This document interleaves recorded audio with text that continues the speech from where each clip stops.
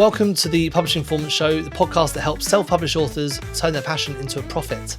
Now, I'm your host, Teddy Smith, and if you're serious about building a sustainable business, then you're in the right place. Every week, I sit down with successful authors, industry experts, and publishing professionals who share their exact strategies they use right now to how they've grown their business, grow their readership, increase their book sales, and essentially to make a bit more money. Now, whether you're just starting out or you're looking to scale your existing publishing business, you'll walk away from every episode with actionable insights you can implement immediately. Now, if you're new here, it would really help me out if you could subscribe either on Apple or Spotify or YouTube or wherever you are. Just simply hit the subscribe button. It really helps the show to get more reach, which means we can get better guests for you and we can help you out in more ways. All right, let's dive into this episode. Hi everyone, and welcome to the Publishing Performance Show. Today I'm really happy to be joined by Nicholas Keating-Casbarro, who is an author and also the founder of the Vitilarium Universe. So welcome to the show, Nicholas. Thanks for having me, Teddy. No problem. I mean, we've chatted so much during our pre-calls that I feel like we're going to have to get all of those conversations out because it's been, I feel like we've really vibed together, which has been quite cool. So why don't you tell us a bit about the Vitilarium world? Give us a bit of information about the whole universe. Yeah, sure. So the Vitilarium Universe follows humanity after we become multi-planetary. And it's a far future spacefaring civilization that we become. The idea is that we start kind of here on Earth where we are now. But the discovery of an exotic material, a new exotic material, one not native to Earth, unlike anything we've ever seen before, leads to the golden age of space exploration. And that's because that material ends up acting like the exotic material that would be used as fuel for an Alcubierre drive. And for those out there who don't know what an Alcubierre drive is, physicist Miguel Alcubierre posited in the 90s in a paper that he wrote that there is a workaround to to the universal speed limit, which is the speed of light. And so he said, basically, we could travel faster than the speed of light if we were able to condense space in front of us and elongate it behind us, creating almost like an element where, have you ever been on one of those walkways in the airport where the walkway is moving? Yeah. And underneath you about the town that you're visiting. Yeah. So if you, so technically the space is shortening in front of you and getting longer behind you because it's kind of coming up and around, right? So it'd be almost like an engine that could create that type of effect, but with space itself. So we colonize new planets, we explore the cosmos, and the population booms. And so that we explore all sorts of different concepts in the Vitilarium universe. It is primarily a human story, so we're looking at things like government structure, social structure, corruption, and as well as a lot of really cool technology. I think you kind of just answered it, but when the people are exploring the rest of the universe, do they come across different types of aliens and things like that as well, or is it mostly humans just exploring? Or is that a secret? It's not a super secret. If you've read the book, you kind of find out at the end that there is something going on and we are being watched in some way. I allude to it. I don't define it just yet, although I have it very clearly defined in my head. And you'll learn a lot more about it in book 2, which will be coming out early next year. Oh, amazing.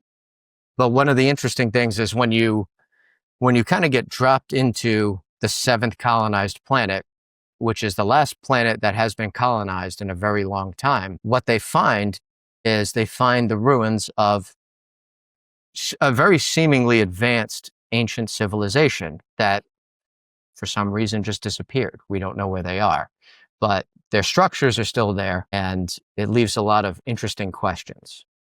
And so that was something that I'm really fascinated by, like ancient civilizations and mythology and a lot of these things. And I try and weave some of those interests into the story itself because that's what's fascinating to me. And that makes the writing flow very easily. Because if you're writing about what you like and what fascinates you, it certainly staves off the procrastination a little bit. A little bit. When you were researching, did you look into things like conspiracy theories as well? Like, there's that one at the moment with the tunnels under the pyramid and all that sort of thing. Did that inspire you? Yeah. Oh, hell yeah. You got it. Well, as a fiction author, especially when you're writing a story this kind of grand. Like I have 7 books planned. So that's a lot of content. You have to ask a lot of what if questions, especially when you start getting into kind of the dystopian elements of a potential future civilization. You got to go down, you got to ask some what if questions. What if that was the case? What would that lead to? How would a government have to cover up something like that? Or how would, what if we are being watched, in some way, and there are a few people who know about it. How would they keep that a secret? There's, and that can be fun, and it can also be exhausting at the same time, because you go down some really interesting rabbit holes. But I try and take a good mix of, obviously hard sci-fi. I try and base everything in either current physics theory or prospective physics theory, just to try and make sure that I'm writing accurately. So I do read scientific papers. I read physics papers, publications, everything like that. And then I mix in a good amount of the what if stuff. Like let's dive down some conspiracy rabbit holes and see what people really think is going on. And and then I try and for instance, the name of the 7th planet is Diorum, and Diorum in Latin means of the gods. And they named it that because of the ruins that they found. Right. Because it's like a big hovering question in the air that everyone seems to be kind of avoiding in normal society. And then, just character focused stuff. I try and base a number of the characters on people I know in real life, because I feel like that adds an extra breath of life into the character. Yeah, definitely. I think this kind of leads on to the main thing I wanted to talk about with you today, which is that world building, because already just from the little bit we've talked about now, you can see how the world has got quite big, and there's lots of different moving parts, like the science, like the way that people move around. There's the characters, there's everything's going on. And that's kind of quite typical of this fantasy sort of sci-fi-ish type books. And that world building process is a question that I get asked about all the time from people who are listening to my my podcast. So what I wanted to sort of start with was, when you're creating the world or the universe of Vitilarium, where did you begin with the world building? Did you have a particular structure that you followed in order to build that world out? It's funny. I literally just brought up my entire storyboard as you were asking that question, because I started with the themes I wanted to write about. So what are the themes? So again, this is very much, despite the fact that it is sci-fi, I've been a sci-fi fan my whole life, so it made sense for me to write that. I wanted to talk, it's a human story, right? Who's reading it? A person. Yeah. So I wanted to make it character focused, but the themes are important for kind of creating the foundation for, I feel like, where the story could go, what the elements are going to be that you're going to discuss. There's always some kind of, I find the sci-fi that I enjoy the most is one with some kind of a philosophical tone underneath. Not overt, because that can get a little, preachy, but just I feel like sci-fi is a good way for us to explore different ways humanity can screw it all up. And potentially write our way out of it too, if it ever came to that. So I wanted to cover kind of the concept of overreaching power. I wanted to discuss what a civilization would look like in the future if we did have these sort of capabilities, if we were, living on 7 different planets in the known galaxy. What I wanted to explore different types of human personalities and the type of people that are driven to power or maybe attracted to power, the type of people who maybe aren't so. And I wanted to also explore kind of the nature of circumstances and how they can force someone to basically rediscover purpose, maybe push them in a direction they weren't expecting to go. I think that's pretty relevant considering I never thought I would write a book. That certainly kind of came out of left field for me. So But with these characters you're talking about now, did you write down questions to ask yourself, like, what would this character do? Or did you just say, I need a good guy, I need a bad guy, I need like the government? Like, how did you say, okay, these are the sort of characters I'm going to need? So, I mean, you got to have a protagonist, you got to have an antagonist, and there's probably going to be some supporting protagonists and antagonists depending upon the type of story that you're writing. For me, I'm writing multi-narrative, kind of a large multi-narrative storyline. So there's a number of characters, and when you first meet them, you're not always kind of sure who they're going to be or what they're going to be, what force they're going to be kind of exemplifying in the book. Mm-hmm. But maybe with the exception of the protagonist. I think I make that pretty clear, although he is very morally gray when we first meet him. Okay.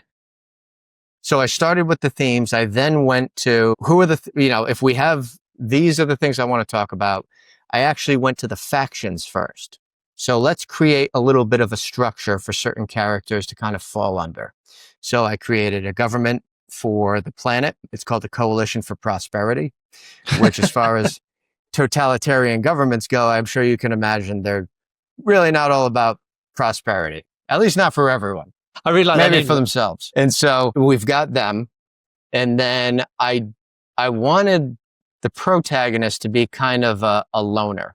And so I set up a lot of other factions that could be involved just based on what exists now today. There are gangs that operate, there are militias that operate, there are other people within, there are factions even within a government, oftentimes, so to speak. And so I ended up kind of separating out different government members into where they're going to kind of fall on the morality spectrum, different people where they're going to fall in terms of throughout the kind of gritty world, the gritty future that you end up exploring. And I made a religion.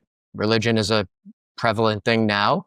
Who's to say it won't be in the future, right? Yeah. It may look different, but, I'm sure that, anyone who is prone to, the running a religion type is going to find a way to implement that in some way as we begin to expand further out. Yeah. And so what does religion look like in the future? I had to write the tenets of a religion and create characters based off that. That was interesting. I'm thinking about putting a little notation at the front of my book that no one is ever allowed to turn this into a religion, even after I die. Yeah. A disclaimer, the religion in this is entirely false. Yes, exactly. Yes. Unless I'm the king, But that was actually it turned out to be a really cool motive because I was able to funnel a lot of the philosophical elements that I discuss through that, I guess, entity, which became very helpful as the story continued to progress and continues to progress.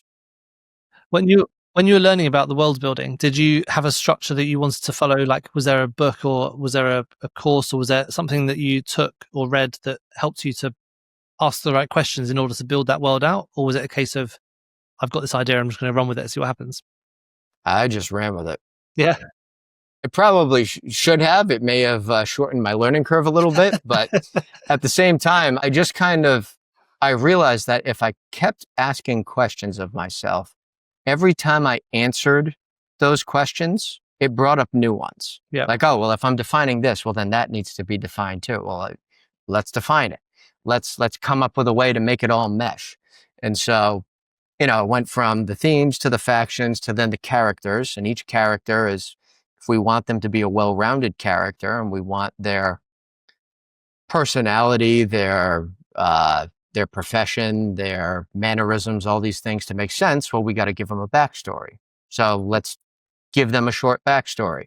Let's talk about a little bit of what they exemplify as far as what their character stands for in general and in the scope of the story. What do they represent? And then, all right, we've got 7 planets. Let's What do those planets look like? How many moons do they have? What's the government structure look like there? What's the social structure look like there in response to that? What are their exports due to, different conditions on the planet? And like I said, the more I continued to ask questions, the more I filled up this thing, and it just became my complete story guide, literally from front to back. What does that story guide look like now?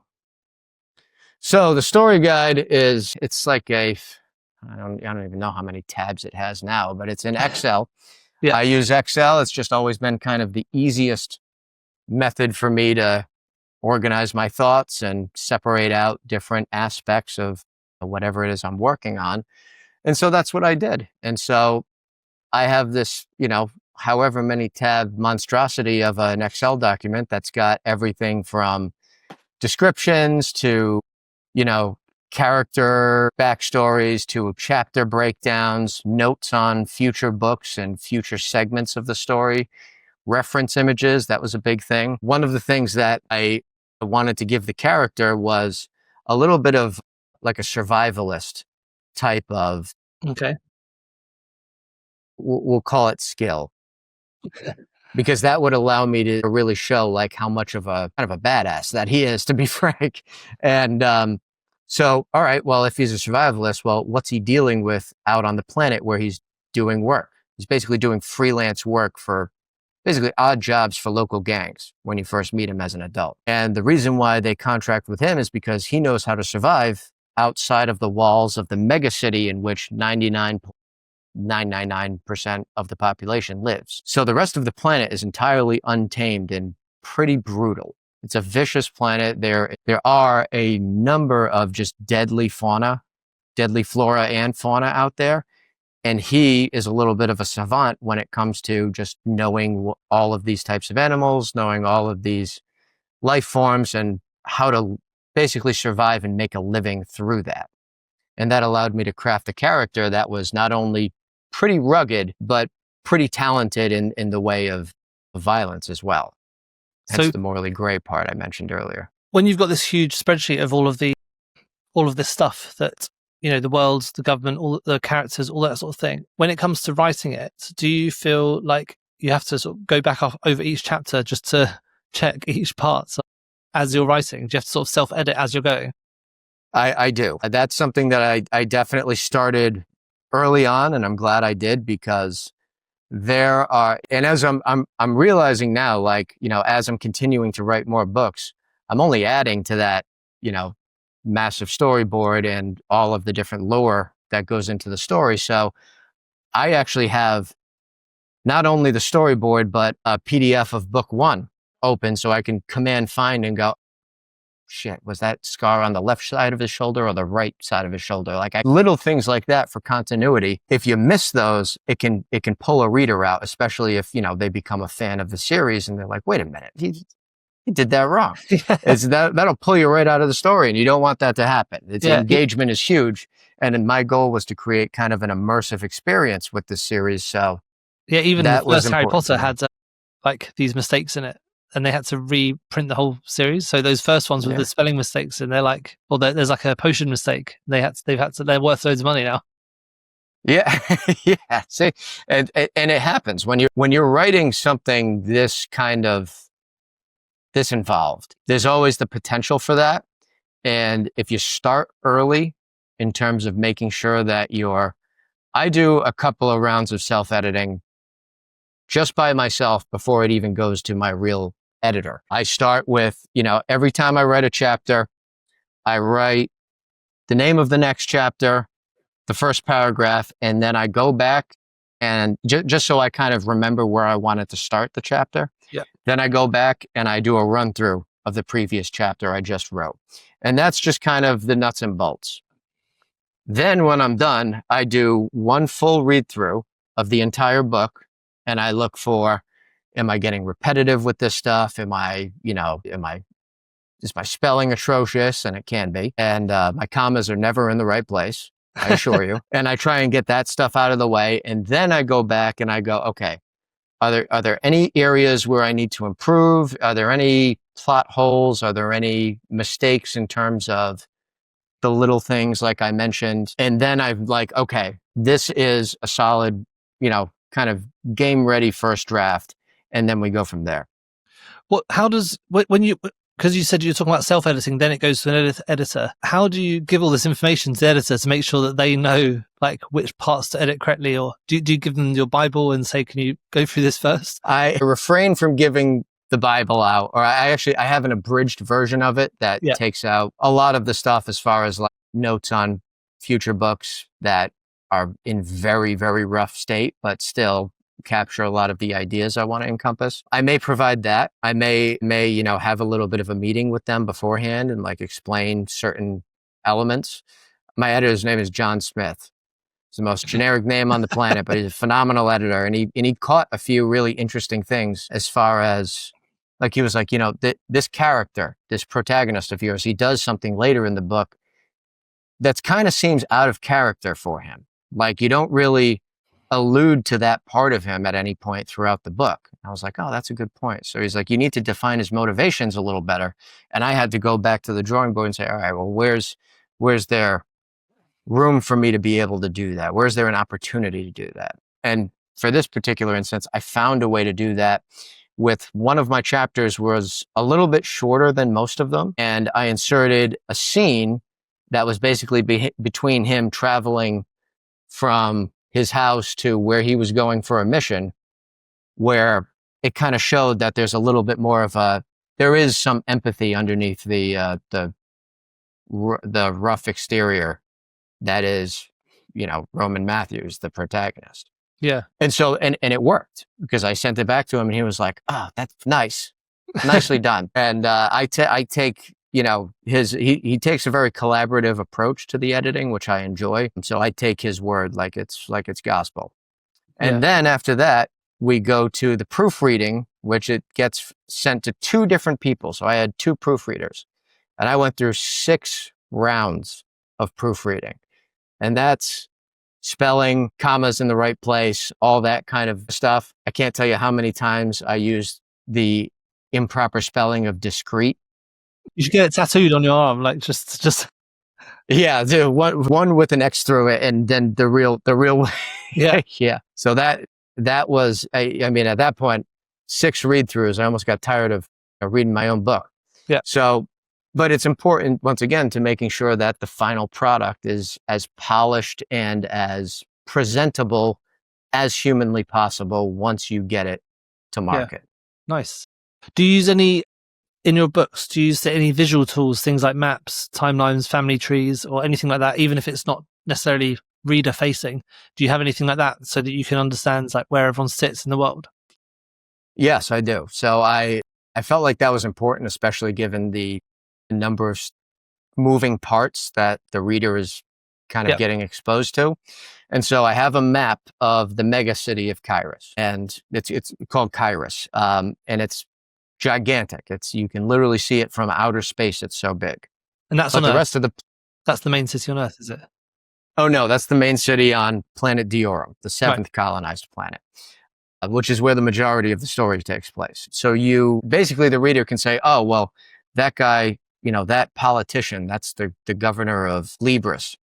Okay, well, where's Libris on the map again? Okay, it helps to not only immerse the person and kind of, get them hyped up about the story, but it also helps them understand where they are. And if the reader can understand where they are, they have a perspective that helps them understand all of the things that are happening within the scope of the world you've built. So that was important to me. I had a graphic designer mock that up for me, and that is in the front of the book, as well as in book 1, there's also a page where it has the sigils of each faction. So I know before we hopped on, we had mentioned Harry Potter once or twice. Yeah. But it's almost like I thought of it as almost like hey, this is like a pick your own house kind of thing. This would be cool. and then you get to find out who each of those factions is as you get through the story. Mm-hmm. Which I thought was fun. Once again, I thought it was a great way to just continue to elaborate on the world that I've built. Mm-hmm. And I plan to have more because now at this point I have character mock-ups, basically character concepts for each of the, I would say, main and recurring characters that you see throughout the book. And I'm trying to find a way to basically insert those into the next book as well, so that people, even, readers, will have a reference to, what that character might look like. Yeah. I'm a little hesitant to put that in the book. I have it all on my website if anyone really wants to dive into the weeds with the world. But I also know that readers like to kind of create their own image of a character in their head while they're reading. So I don't want to tarnish that or take that away from them. And so I'm trying to find, I guess, a smart way to do that, or a smart way to continue to insert more and more content. Yeah. Do you ever find yourself falling down like a world building rabbit hole where you find yourself spending more time building the world out and then you lose focus on the story? And do you have any ways of trying to get back from that, if you do? That usually hasn't been my problem. Usually I find that when the writing starts getting hard, either something is wrong with the direction I'm going in, or something isn't well defined enough for me to be able to imagine it. Because the way I write, I almost write it as if I'm seeing the scene in my head, like it's a movie, and I am describing it, adding the dialogue, adding different elements to allude to other things that the reader may not know is going on yet. And if I can't really see what's going on, I know either something is not well defined, or maybe there's a better way I could write this part. Or maybe I'm missing something. So it's almost like when the writing gets hard, I know that I need to go back to the drawing board, and I need to, just figure out a fix. Yeah. Do you ever find yourself having to work out ways of weaving the world into the story rather than just being like, this is the government, this is what it does, just like laying it all out? Do you have any techniques for trying to get that into the story? Yeah. I like to do it through character dialogue a lot of the time. And Yeah. I feel like that's an effective way to do it, so that you're not just kind of writing a manuscript. There are times in which I do like a little bit of almost an omniscient perspective overview of like what kind of realm they're diving into, or what part of the city this is. I'll have like a nice descriptive piece at the front of the chapter that kind of says, okay, like the reader goes, okay, I know my surroundings now. Like I know what's going on. And then, a character will start talking. But oftentimes I'll have the characters discuss different elements of what's going on that weaves in different parts of the world. And that is, I feel, a little bit more engaging at times. And I've always been a fan of like meaningful dialogue. Like I love Quentin Tarantino's movies, because he always has at least a couple like long conversations between two characters where you get out of that scene, you're like, I know who that character is and what he stands for. And I know, I can kind of see the conflict that may be building between them. And I find that to be fascinating. It's a great way to also weave in some of the philosophical elements that I want to discuss in the book, but also tell people about the world that they live in, and maybe sometimes the harsh realities that entails. Yeah. It's so fascinating speaking, because I'm kind of working on a sort of a similar project, and I'm just looking at all of the problems I'm now going to face as I come up. And so as I'm speaking to you, I'm thinking, I should really be writing this down rather than chatting to you. Yeah. Well, you'll have the recording, but I don't look at them as problems. I look at them as opportunities to build out and flesh out the world and make it even better. Okay. I've used different new or prospective technologies to help me fill plot holes in the past. Okay. Like different ways that characters can, how is he going to get out of this? Like there's no way. Well, maybe, that's something that, maybe I could allude to something earlier and utilize that as a fix for a situation later on. Everything's just an opportunity. There's no problems. Yeah. We're just having fun. When you're, apart from your massive spreadsheet that you use, do you have any other tools that you use to keep track of everything? Like any writing tools or anything like that? Or is it literally just the spreadsheet and that's it? I'm pretty manual when it comes to a lot of this stuff, which, and maybe that's just because there are different ways I could definitely use some of I know I've heard about a couple of really interesting tools just listening to your podcast where I could maybe improve my, my organization and things like that. But for the most part, with me, it's just a spreadsheet, a Word document, and a good cup of coffee and a little bit of nicotine. That'll do it. When I interviewed Joanna Penn on this show, she's a podcaster, quite famous self-published author, and she used a tool called Google Notebook LM, which it uses AI, but it's based on your own inputs into it. So it's not like using AI to make creative decisions for you. You put your own book in there, your manuscript, the documents you're talking about, and then you can ask questions of it. So that point that you talked about earlier, where did that guy have the scar? Was it on his left side or right side? Like, you could ask it questions about your manuscripts and it will bring that back up, which that's what I'm probably going to use when I start writing. Have you had a look at that one? So you mentioned that actually in a meeting we had a little while ago. Yeah. And I have since looked that up. I have not utilized it yet, but as I continue to build out the series, I think that's definitely something that I'm going to be implementing because it would just shorten it's just going to help me condense the time that it takes to, go back and check things. Yeah, I think so. Yeah. I mean, that would be huge. It's really cool. I use it for my podcast notes, like looking up, who's I interview about this? Who's spoken about this tool? Like who have I interviewed that has mentioned fantasy? And I can then, it helps me for networking and all those sort of things. Really clever. And I think that's what I'm going to use for this too. That sounds like a really helpful tool. So consider me sold. I just need to implement now. The thing is that the reason why I feel like I haven't jumped into a lot of some of the other writing aids that I know a lot of other writers use is because my focus has been on making sure that I kind of continue to expand the series into other outlets of media as well. And I think we might have talked about this prior, but I've begun adapting the book series into a comic book series as well. Oh, nice. And the reason I did that is because a lot of the conventions that I'm going to, I'm doing book fairs, I'm doing all that stuff, but I'm also doing Comic-Cons because there's a lot of sci-fi crossover at Comic-Cons. The attendees who are going to these conventions, they like sci-fi too. The book has been doing great there. And if I'm going to a Comic-Con, I should probably have a comic. And that seemed also like the next logical step in terms of bringing a pictorial version of this to life. Something I could do for, it wasn't going to totally break the bank, and it would help my content basically appeal to a whole different market of, potential fans. You doing the drawings yourself? No, I am not.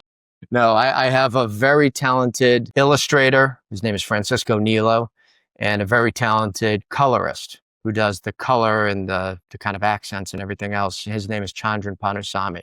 Nice. And then for the graphic design, for the guy who designed all the sigils, helped me build the map, helped me do the book covers, his name is Ahmed Gitar, also incredibly talented. I've lucked out in that I haven't had to go through too many 1099 folks, so contractors, to be able to find the people that really understood what I was going for. And they've just been a dream to work with. So all the guys working for you sound like they've got really good names for characters in your book as well.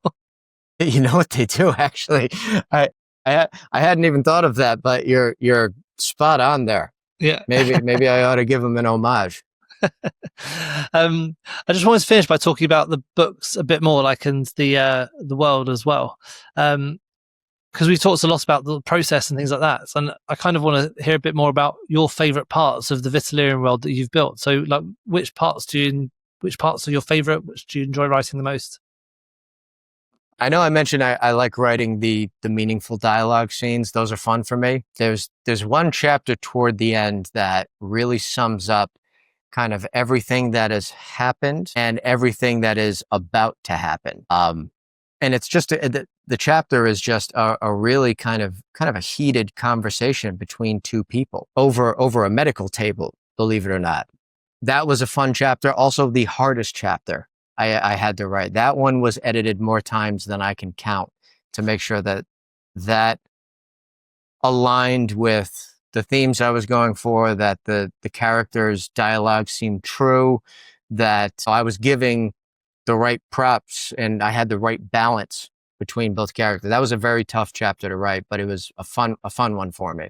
I also love writing. Sorry, I was just saying, did you know that chapter was coming before? Like, did you, like, when you started writing, were you like, this chapter's got to come at some point? Yes, that one I did. I'd say there are certain elements of the story that are certain like major events that are hardwired into the story, but how I get to them, I try and let the writing flow. Yeah. So I'd say I do like a little bit of a mix of both, letting the characters lead and, having some events that happen. And oftentimes there are events that are outside of their control. And so that helps, again, in terms of making sure that it kind of feels real. But I also love writing the action scenes. That's been a lot of fun for me. I write, I don't know if have you ever read Frank Herbert's work, like Dune and the Dune series? Or anything yes, like that? and I interviewed the guy, not Frank Herbert, but Kevin Anderson, who's written the follow-on books. I interviewed him on this podcast as well. Awesome. Yeah. That's cool. That's cool. I'll have to go back and listen to that one. I'd like to get inside his mind a little bit. But I write in the omniscient perspective, kind of similar to the way that Frank Herbert does. Mm-hmm. And I tried to give it a purpose. And once again, you find out what that purpose is toward the end of the book, actually at the very end of the book. But I wanted as far as the action scenes are concerned, I wanted to give the reader like an edge of your seat experience. I didn't want it. I feel like certain action scenes that I've read in other books, and, maybe I just haven't read the right books as well. This isn't a shot at anyone, so to speak, but I feel like they gloss over certain things that happen and they're not taking into account like what's going on inside the character who's in this. Like what's going through his mind? Is his heart beating through his chest? Is he, does he slip and he drops something? Is he dashing for cover? What does it feel like to have plasma charges flying over your head? And I wanted to really kind of encompass the excitement and the thrill and the fear associated with that. And so I really, really enjoyed writing the action scenes. That's really cool. In this book. Yeah, I like that. Because I know a lot of people who have written books that have got like sex scenes and things like that. They've got ChatGPT to write some of the sex scenes because they're like, I don't really want to do that bit. No, that is one thing I will say. I have never used ChatGPT to write anything. The only thing I've used AI for so far has been to help me shorten my learning curve when it comes to knowing what I don't know about certain scientific elements that I want to incorporate, because I'm not a physicist. I have a little bit of a medical background, so that kind of helped a little bit. But I wanted to, here's a scientific concept. Give me everything out there that's written about it and a little base summary, and then I'll still go and read those publications after. Yeah. So that I really get the gist of it. And it's not just, what AI is kind of giving to me. I'll see what I can pull of it. Because sometimes I find, a few gems that are kind of tucked away in, the actual full paper that I'm like, I could do this. Like this, I could make it. Yeah. You pick up on little things the more you expose yourself to just new stuff. Yeah. So this whole process has kind of ignited like a new passion for learning with me in terms of like what my interests are. So that's been really fun. Awesome. It's been so great talking to you. Building this world out is so fascinating. Do you have any advice that you'd give to people who were looking at building something quite complicated, like the sort of book you're talking about? Or if you could go back and change anything that way you've done, like, is there any advice around that sort of thing that you could help people with? Yeah. I would say don't get bogged down with trying to make it perfect right from the get-go, because there's always an opportunity to go back and change things. I have done it on countless occasions throughout writing the book where, like I said, I'm coming across kind of I'm stumped situation and I'm not really sure how to get this character out of this, or I'm not really sure how to make these events line up. And I've gone back and I've changed things in prior chapters that actually make it work because it's been alluded to before. I can find ways to say, like, without saying it, like, this might be important to remember for later on, and write it in such a way that it kind of sticks with people as they're reading. So when they get to that point and I find the fix for it, they're like, oh, that's how he did it. Like, cool. So don't worry about like making it perfect right from the get-go. You will always have opportunities to go back and fix it.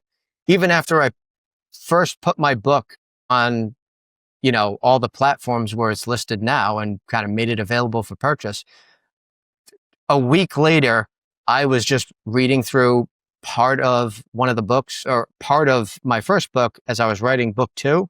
And I was like, oh, shoot, like I never put that in, or this is like, and I went back and changed it, and within a week it was fixed. And then, as a first time author, there weren't too many books that flew off the shelf just yet. There weren't too many of the erroneous copies that are out there. But like I'm saying, because I feel like that need for perfection right from the get-go can lead to paralysis, which can lead to procrastination. And I feel like that's where a lot of that comes from. But if you go into it and you're like, everything is fixable, everything is editable, everything is fluid, right from the get-go, it'll pour out of you. And I noticed your book is with Atmosphere Press. How did you find that process of being like represented, having a publisher rather than doing it all completely self-published? So they are an indie publisher. Yeah. It's a hybrid type publisher. Yeah. So essentially you cover certain costs from the get-go. Yeah. I interviewed Nick on the show, actually. That's why I noticed it. Oh yeah. Dr. Courtwright. Yeah. He's a nice guy. I'll tell you what, I was introduced to Atmosphere through a family friend. And I guess at the time, one of her best friends had worked at Atmosphere. And she said, look, I'll help you set up a meeting. And if they like it, great. And if not, you got more work to do. So I said, okay. And I reviewed all of the different things that they would provide in terms of a service as a publisher. And it was extensive. And I compared it with one or two other publishers that were kind of in the same boat, and they didn't even come close. So I was like, you know what, this is a good route. Let's go for it. And they did right by me. They taught me a lot of things. They once again taught me what I didn't know. They told me all the things that I need to begin marketing the book, and set me up with my editor and my proofreaders. They set me up with someone who would help me make a cover, although I ended up finding my own graphic designer for that. Just someone who was, just fitting the theme I was going for a little better. It's kind of a dark book. Like I'll acknowledge that right now. It's a wild ride, but it can get dark. So I wanted the cover to encompass that.